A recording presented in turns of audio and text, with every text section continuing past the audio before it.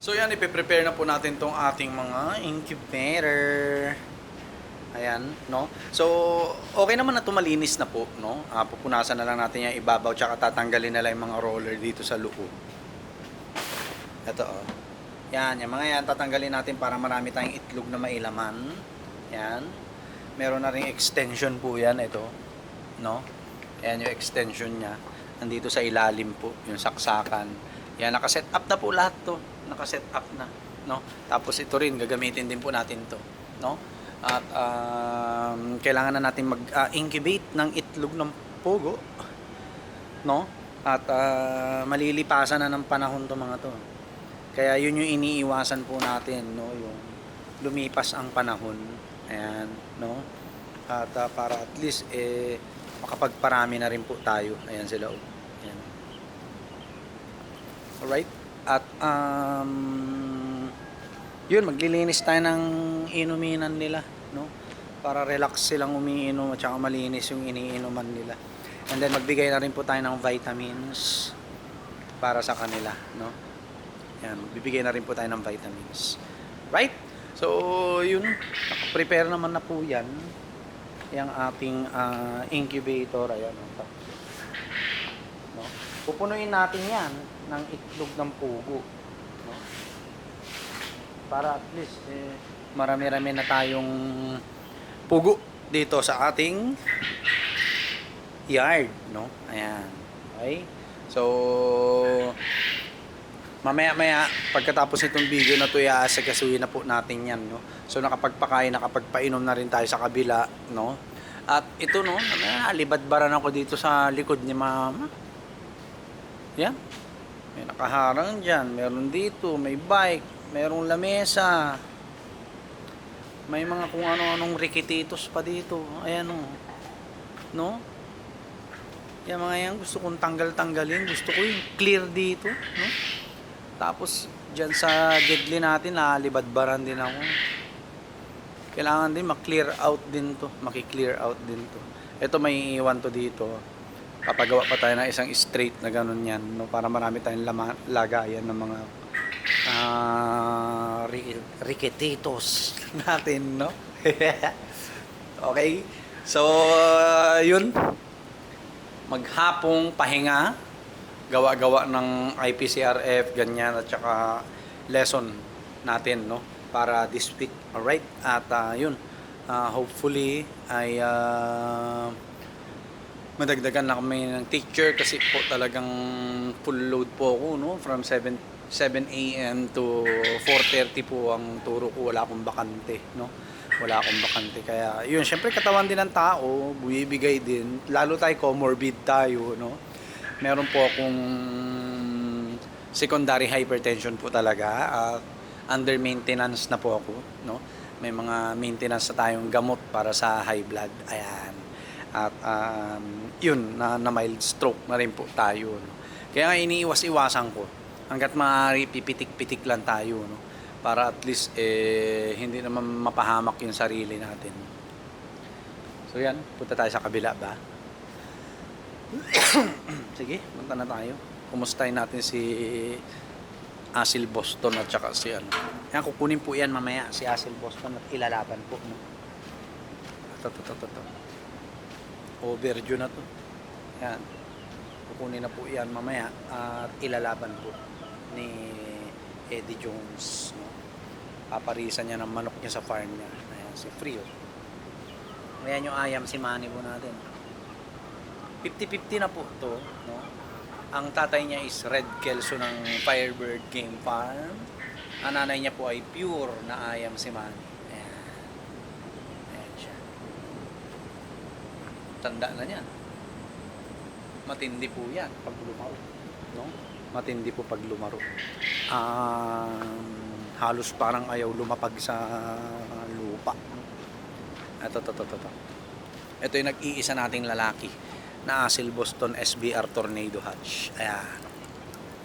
Asil Boston SBR Tornado, no? Tapang po niya. Tapos ito, oriental sweater natin, nakakaibang kulay. Ayan. No? Tapos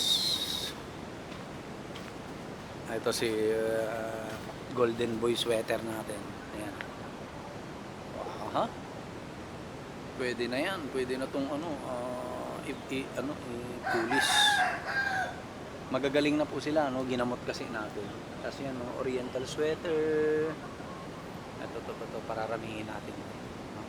Ipaparis natin dito yung dalawang 5K sweater natin na inahin. Nasaan na ba yun? Ayun, no? Ayan siya. Yan, original. Yan ang pinaka-original talaga.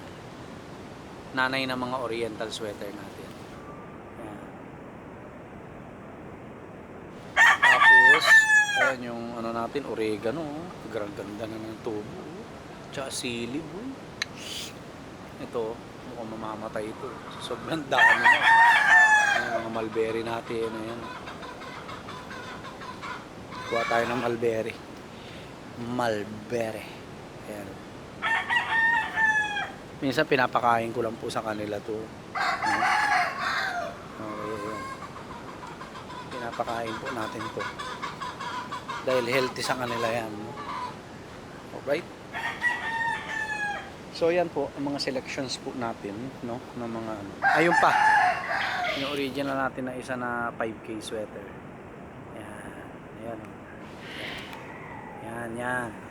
Ganda niya. Yan anak niya. Oriental sweater. Okay. Pero sa ngayon po, hindi muna tayo magbe-breed, no? At focus tayo dito sa ating pugo business po talaga. No? Ayoko munang sumugal sa game foul. Okay na muna sila dyan. Kung may bibili. No? Kung wala, baka mag-alaga na lang tayo ng pansarili. No? Hindi na natin siya gagawing main business. No? Ang main natin is quail farming talaga. Quail breeding and propagation po. Yan ang focus po natin. No? Yan ang focus po natin. Kaya nga sabi ko kay mama, kontrolin na natin yung bilang ng mga manok sa kabila, no? Para at least ay magkaroon na rin kami ng ginhawa, no? Maalis na yung mga alaga na hindi naman nag-generate ng pera, no? So nag-generate talaga ng pera po is pugo natin. Kahit hindi ganun kalaki, araw-araw may benta tayo, no? Ayan, no? Okay? So, bukas po, 2 pesos na po yan. No? I-chat na rin natin yung si Madam Ruby ng Kawag High School po. No? Na 2 pesos each na po ang ating itlog ng pugo. No? At yun. Wala talaga eh. Magbabago po talaga ang presyo kasi nagbago po ang presyo ng feeds. No? Pwedeng magbi-business ako ng palugi. No? Kayo kikita tapos ako malulugi. Hindi po, walang ganon. Kung gano'n ang mangyayari, i-stop ko na to, 'di ba? I-stop ko na. Okay. Gano'n lang po kadali yan, ang daling ikaling 'yan, no? Kung hindi nila rerespeto yung presyo natin, katayin na natin, 'di ba? Gano'n lang po 'yan, gano'n lang, no? So 'yun si Asil Boston kukunin at ilalaban po ng bossing natin. Tapos si Free hihiramin ni Boss NJ Mendoza, asawa po ni Madam Arjonet. Ayan, Boss NJ, no? Kung napapakinggan mo tong aking content ngayon, kunin mo na yung Ayam si Manny at para makapagpalahi ka, no? At para at least maikalat pa natin yung lahi. 3 years old mahigit na po yan. Opo, 3 years old mahigit na. Tanda niya na yan, no? Matanda na. Pero yun nga lang, medyo nag-aalangan din ako ipahiram kasi may ano yan, sentimental value sa akin yan, si Free, talaga sa totoo lang po, no? Nakipagpalitan ako, Orpington, pinalitan ko ng Asil. Yan, yung mga ninuno po ng mga oriental sweaters natin, yun. No, pinalitan natin ng Orpington. Tapos, ang anak niya, ito na, itong mga Asil Boston, no? Ayan. Apo niya na itong mga oriental sweaters po natin. Yun, nung pinalitan po natin, may nakita ko, ba't parang may gumagalaw? Yung pala sisiw, no? Kapipisa pa lang po niya nung time na yon. Kapipisa niya pa lang. binigay as free. Kaya free ang tawag ko sa kanya. Ayan po siya. Napalaki po natin, no? Ayan. Kala ko nga mamamatay yan. Dahil kapipisa insama doon sa may mismong karton ng asil. Muntik pang maipit-ipit. Natuwa lang ako dyan sa manok na yan. Ang liit-liit niya, no? Day old pa lang talaga. Siguro mga 2 days old pa lang siya, no? Insama ko doon sa mga asil Boston namin na papisa ko noon. Ay, pinagpapalo niya. Ang lalaki. Mas malalaki sa kanya, pinagpapalo niya talaga. Kaya nangyayari, hiwalay ko siya. Ito. Ito yata yung mga kasama niya noon o yung mga asor natin. Yung asor yata, oo. Yung mga asor natin yung kasama niya, binugbog niya po ang liit-liit niya. Kaya napachat ako doon sa nagbigay kay Sir Ton. Yan, napakabuting tao. Sir Ton, come on, tigay. Sabi ko, ang tapang pala nito mga ayam si Manny dyan. Yes daw, parang Texas din sa tapang. Iniwalay ko siya. Late, nakipagbugbugan po talaga. 2 days old lang siya, hindi ako pwede magkamali. Nasa memory ko pa rin yan.